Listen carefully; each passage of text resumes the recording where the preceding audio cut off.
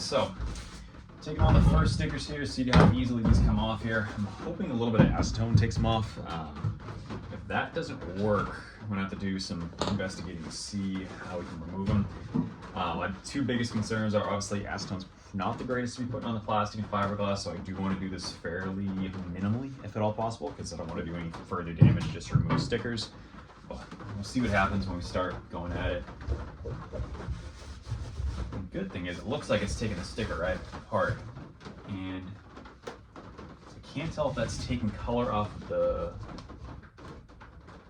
plastics as well here. So that is one thing I also want to watch for, is I want to make sure I don't damage these plastics, because this is the original icebox cover and these are not replaceable. So short of finding another one that's been for sale, that's really your only other option here. But the good news is it looks like it's just taking some grime off of the plastic itself.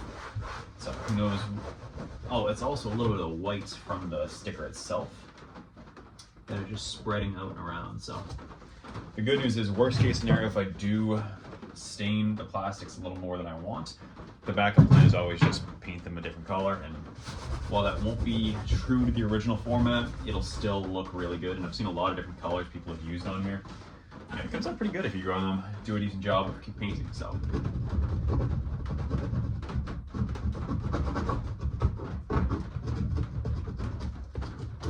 once again, these plastic trim tools are really coming in handy. Definitely not coming off as easily as I would hope, but I think I'll get this clean once we get rid of the actual sticker chunks here. I'm sure a lot of you guys are probably watching some videos thinking, oh, I should use Goo Gone, should use insert X other products here, but I've had pretty good luck with acetone for a lot of these ones. I'm not a huge fan of Goo Gone, to be honest. I've used it in a few different scenarios, and while it does work, I feel like it takes a lot more scrubbing than some of the other products. I realize I say that as I'm scrubbing the daylights out of it with acetone too. So that's kind of funny. The sticker's gone, but you can still see a thorough outline of that deer. So I almost wonder how much color is from the sticker versus just fading differences on the plastic here, because knowing these things had ashtrays in them, there's a good chance this thing has been smoked in many times, and we could easily be seeing some color residue from that as well.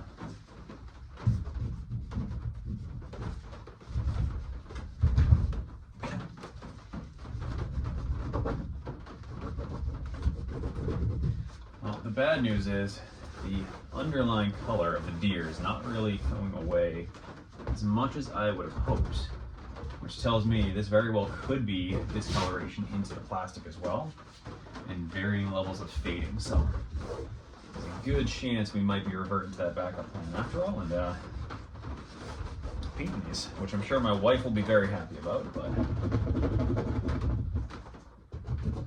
the question becomes, do we try to keep it as original as possible and try to match this like ugly mustard yellow color? Or do we go a little more modern and do like a nice gray or black? I'm sure my wife would even prefer teal. I'm actually gonna open up the door here, because without any ventilation, the acetone smells add up pretty quick here. And unfortunately, my roof fan is not operable yet, because without plugging this into shore power, we have no battery currently. So there's no way for that to be powered right now, so, and I'm not close enough to an outlet where I can actually plug in.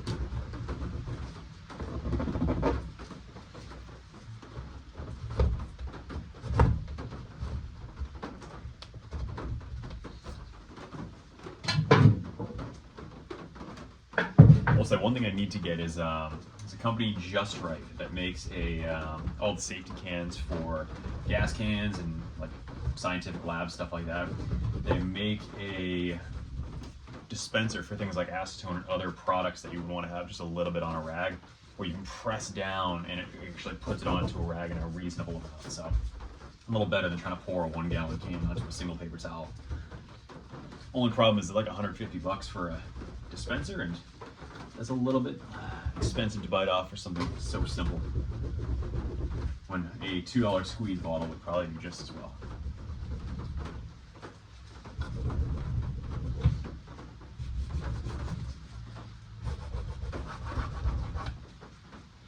definitely not what I had hoped that it would come off as easily. You get a nice weird white ghosting around the edge of it, and you can still thoroughly see where that deer sticker was. So, but going by the color difference here, these are pretty yellowed. So I do wonder if this thing has been smoked in over the years, and that could be contributing to the color changes. But I'm completely guessing on that side of it. So just for comparison, I want to see what happens when I just clean on a area that did not have that sticker, just to see if we can see any changes in color there, because that very well could be happening too. So yeah, it does lighten up heavily when I clean in the open areas. Branch fell or something. But again, I don't know if that's cigarette residue coming off or if that is just decoloring in the plastics. But either way, it's fine by me if the colors change a little bit. I'm not too worried, and honestly, there's a good chance this thing's coming out anyway. As much as I love having the U-Haul logos here, a 12-volt fridge would be far more useful for us. So that's a decision to be made a different day, though. For today, I just want to get rid of these stickers and get this thing looking good.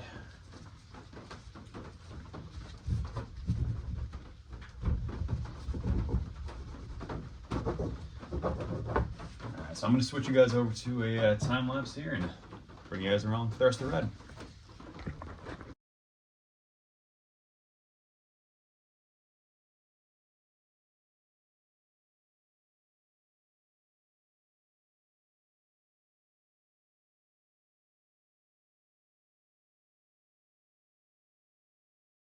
Alright, so got through the stickers on the doors.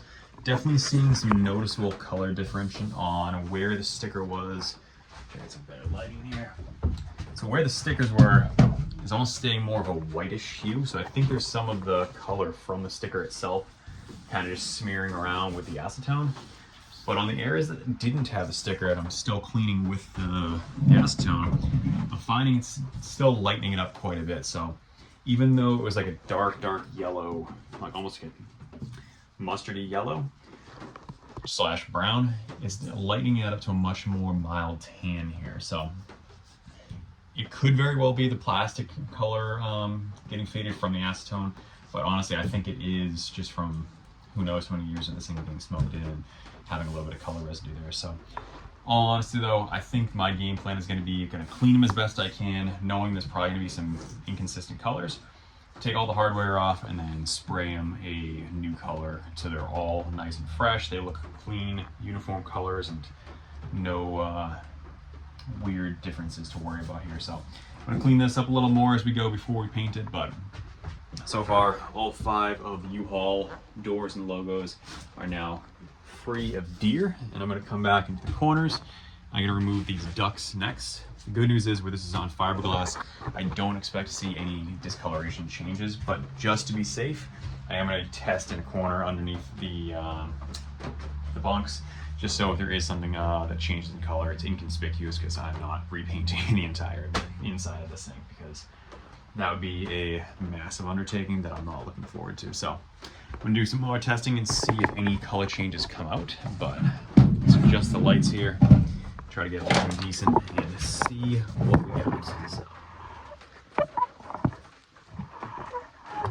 get you guys there. Get a fresh towel so we're not using any leftover color from the stickers. And just see what happens when we start cleaning up on the fiberglass.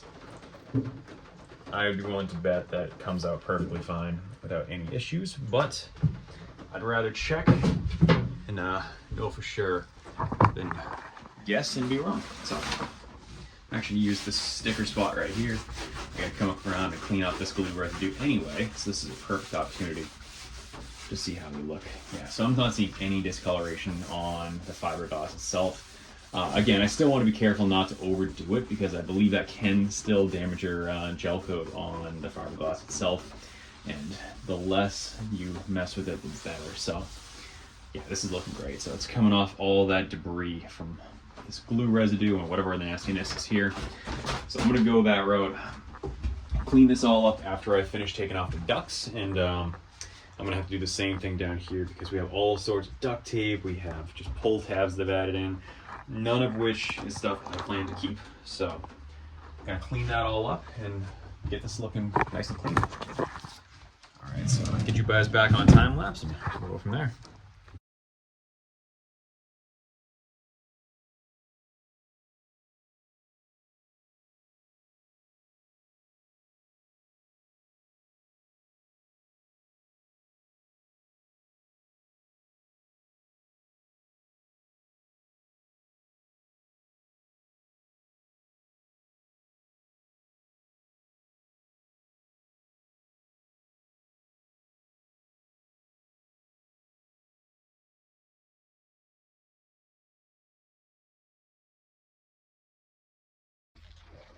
All right, so starting to make some progress here.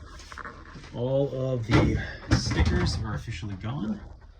All the nastiness of the benches are all cleaned up. Still a little bit of residue from some smudges that I can't quite get off with the acetone, but still significantly better than it was. Still got to work on the counter, that's a given. Front corners are all cleaned up.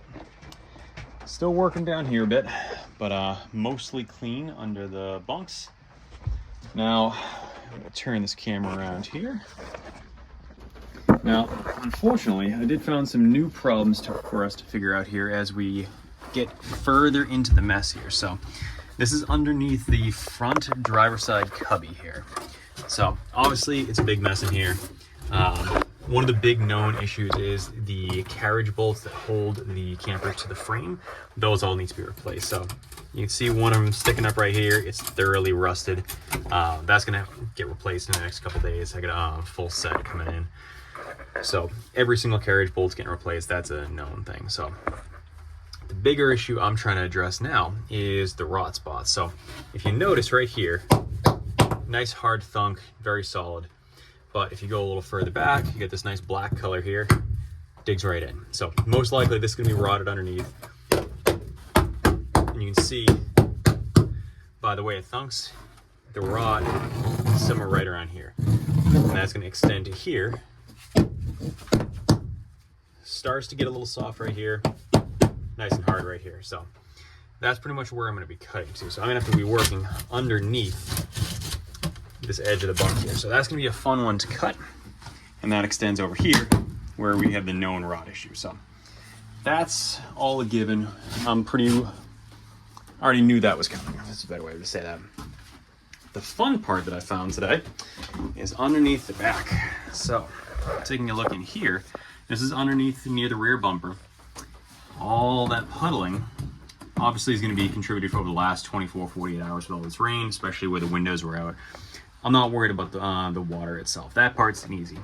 But what I unfortunately noticed, obviously, get all the water in the wiring, notice how easy that shoved in there. This whole section is rotted, and I'm gonna have to cut out all that wood and replace it. What I don't know yet is how far back the rot extends. It actually doesn't feel bad over here. Actually, I take that back. The whole floor is flexing. So that means this whole back section is going to have to come out. The battery box is going to have to be removed, and that's going to be another fun section to deal with here. The good news is it doesn't extend too horribly in here. So you can see it comes up a little here, you get a little bit right here. It looks like it's just starting, but these areas look pretty solid. So largely it's a perimeter issue. Now, you could go all out and do a full frame off, replace the entire floor, but personally I don't think that merits it where we are today. Although I say that, as I dig in, I could very well find the other side of it to be true. So we'll see what happens. I'm gonna keep cleaning here, see how clean we can get this place, make it look somewhat inhabitable again. The walls look significantly better. But the one thing I will say is the more I look around here, the more confidence I have that this thing has been smoked in for many years, and we have some significant cleaning to do as a result of that, because Pull out a bleach wipe here. See if I can show you guys pretty well on camera. I'm not sure how well this picked up while I was doing the time lapse, but if you look up here in the corners, this one's not as bad right here. Just wiping around for a second, really no rhyme or reason to it. It's already turning brown, and I already wiped this area with the acetone. Right there, that's a perfect example of what I've been finding here. So all the walls have this thick brown black layer of just general grossness that I'm trying to get off here. So after I finish trying to get the sticker residue, I'm gonna be going around the entire camper and just doing a general cleaning with some bleach wipes and any other cleaning products I have laying around, because I just want this place not to have any weird smells, any residue, and if I have my family in here, I don't want any general grossness on the walls. The other thing is, where this is a carpeted ceiling for this headliner, I'm gonna probably do some type of a carpet cleaner there. Haven't figured out what I'm gonna use in particular just yet, so I gotta do some digging to see what the best option is.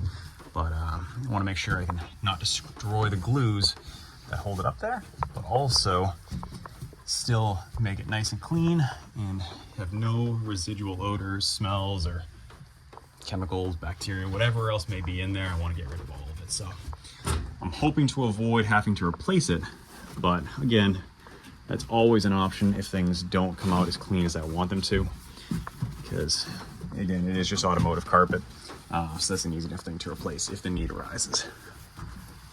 Same thing down here, all these cobwebs.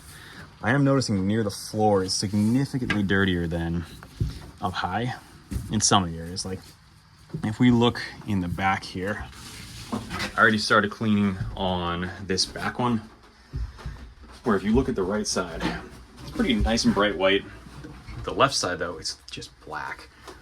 And I don't know what this is from, but it comes right off with a little bit of scrubbing, which is good. So I'm gonna get this all cleaned up, see what else gets left behind. And obviously this is just a first quick pass. The further along in the restoration, I'm gonna be creating all sorts of dust and making more messes in here as well. So I'm not too worried about getting it perfect right now. I just wanna get the brunt of it. That way, as this starts getting nicer, it's more of a cleaning up my own mess from restoration and not a cleanup of whatever the heck was in here before. And just looking at the heater here, this little surrounding piece, this is deep dingy color here. So like if we scrub this, even just a bleach wipe, you can see how much of a color difference there is.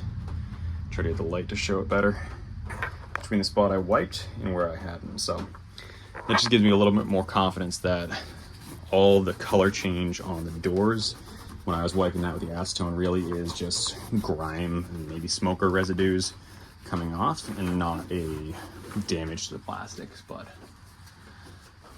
I do think the whites that we're seeing mixed in here, I think that might be some residue left over from the duck or whatever was here. I think it was a duck on this one. These ones had the deer. Because it looks like it smears from where I was wiping the deer off here into the upper areas. So before I'm done for the day with the acetone, I'm gonna hit those spots again and see if I can get that to clean up a little further and get rid of that white residue.